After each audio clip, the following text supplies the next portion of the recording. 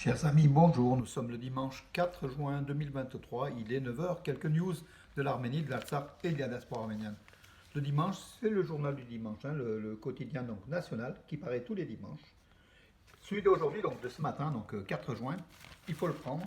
Il y a une tribune. Il faut sauver l'Arménie par l'avocat Richard Sedio.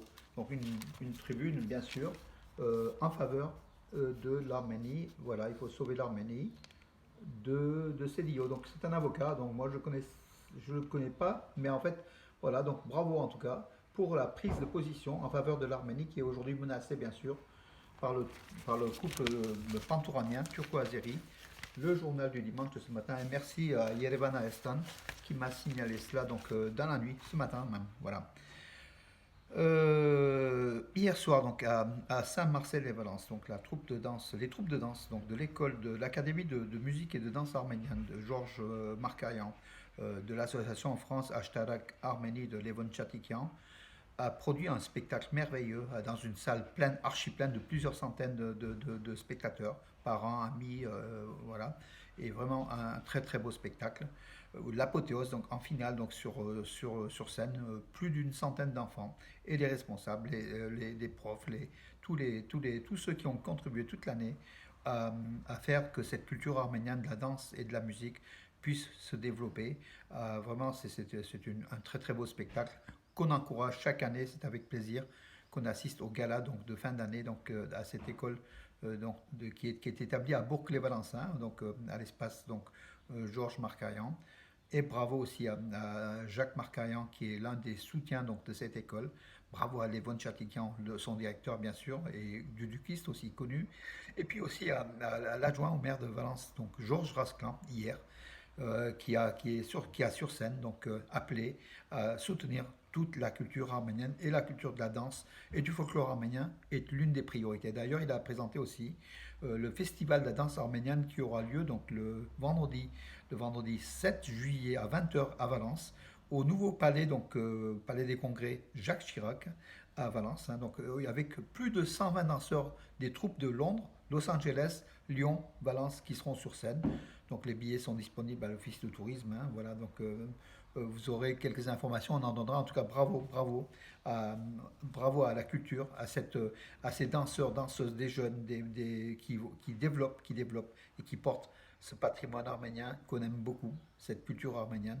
Bravo à eux. En tout cas, hier, on a été ravis du spectacle, comme beaucoup d'autres, hein, donc dans cette salle, encore une fois, archi pleine. Voilà. Donc en fait oui l'info donc hier Nicole Pachinian était à Ankara, donc il a été donc avec son avion président de la République d'Arménie, il s'est posé sur l'aéroport Esenbora d'Ankara qui me rappelle un souvenir, hein, l'aéroport Esenbora d'Ankara avec il y a déjà plusieurs décennies, où il y a un commando arménien donc s'était introduit tout simplement, voilà, pour faire connaître le génocide arménien. Le Premier ministre arménien, donc il était à Ankara, il a été reçu donc à son arrivée à l'aéroport d'Ankara par celui qui est chargé des négociations arméno-turques, hein, le diplomate turc, alors il s'appelle Serdar Kilic. Puis après il a été au palais présidentiel, il a été reçu par Erdogan.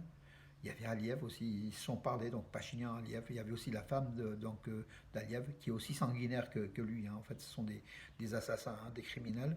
Voilà. Mais dans ce monde-là de criminels, donc, Pachinian a fait avancer, d'après lui, sa diplomatie, donc peut-être pour déminer la tension Arménie-Turquie qui pourrait aboutir à une guerre, hein, tout simplement, qui serait dévastatrice. On ne sait pas donc les raisons. En tout cas, Pachinian fait tout pour que voilà, il va même jusqu'à Ankara, saluer donc le président turc pour sa réélection, donc Erdogan.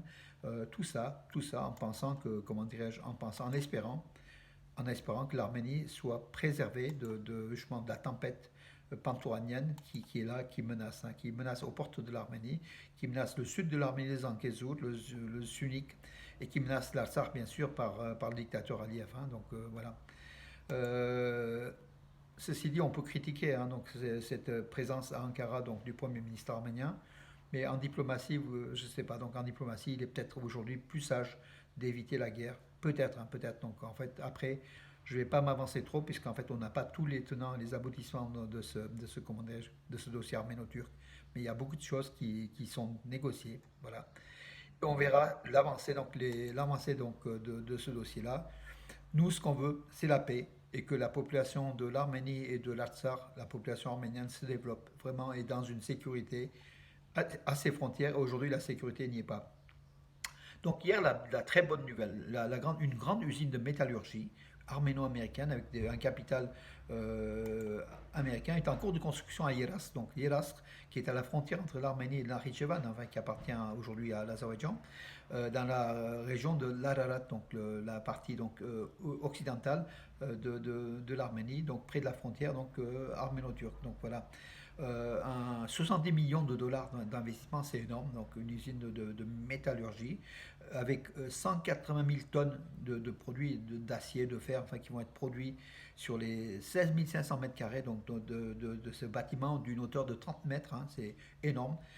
Aujourd'hui, il y a 200 personnes travaillent et ça va être porté à un effectif, sera porté à 1000 selon le ministre arménien de l'économie, Van Kelopian. C'est là la victoire de l'Arménie. C'est au niveau de l'économie déjà qui avance et qui développe et qui donne des marges, qui donne en PIB, qui donne cette croissance, donne aussi un budget à l'État arménien, un budget aussi pour la défense, pour défendre les frontières de l'Arménie. C'est ce qui est important. Il faut voir derrière l'économie un renfort de la sécurité de l'Arménie, comme d'ailleurs le développement du tourisme, hein, le tourisme qui laisse des millions et des millions aux citoyens d'Arménie, aux entrepreneurs, à tout le monde, à tous les niveaux en fait, hein, voilà, et fait travailler des gens.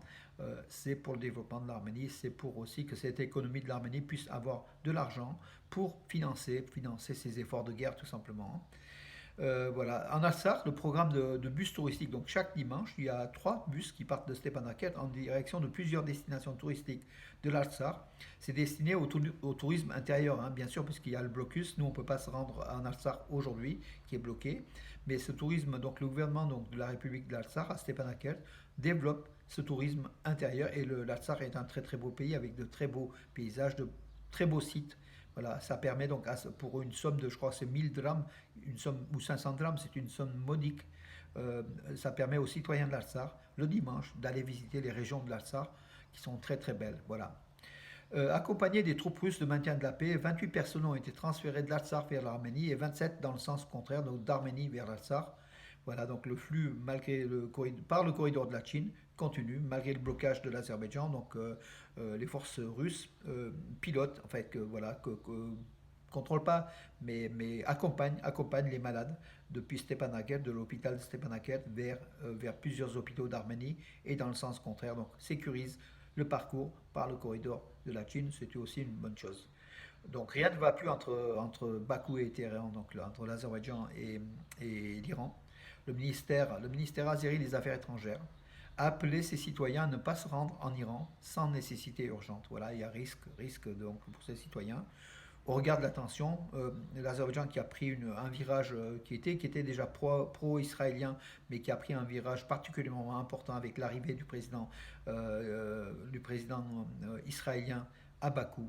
Les relations enfin, sont encore plus renforcées, au détriment sans doute de l'Iran, qui est la première cible, hein, malgré tous les dires d'Aliyev, la première cible donc, de cette proximité israélo-azérie, c'est l'Iran. Voilà, donc, et l'Iran, aujourd'hui, donc, a pris un profil, comment dirais-je, dur envers le dictateur d'Azerbaïdjan, bien sûr, qui permettent à ses frontières le danger.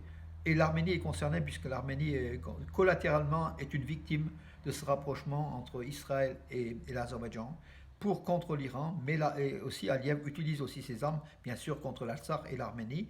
Mais l'Arménie est donc dans la partie, sans le vouloir. Donc l'Arménie qui n'a rien à voir avec cet aspect sécuritaire d'Israël par rapport à l'Iran qui essaye de fabriquer la bombe nucléaire.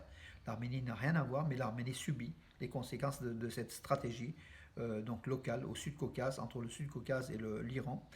Et puis l'Arménie est au milieu, voilà, tout simplement. Voilà mes amis, écoutez, aujourd'hui on suivra Roland Garros cet après-midi, donc Garen Khachanov en huitième de finale, et également Elina Vanessian,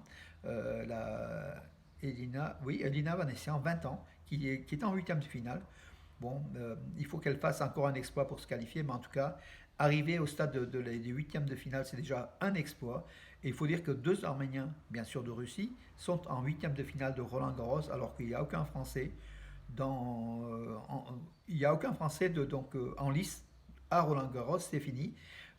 Ça montre aussi la force du sport des Arméniens. Quand ils sont dans de bonnes conditions comme en Russie pour développer le tennis, on aimerait qu'ils se développent encore davantage en Arménie pour qu'on ait des champions d'Arménie qui soient à Roland Garros représentant les couleurs de l'Arménie. Là, ce sont les couleurs de la Russie. Voilà, mes amis. Sur ce, bon dimanche et bonne fête des mères, j'ai oublié. Et à ma maman qui est comment dirais-je, la première personne qui suit mes vidéos, je lui dis bonne fête maman. Voilà, et puis à toutes les mères hein, de la terre. Bonne journée, à demain, mes amis.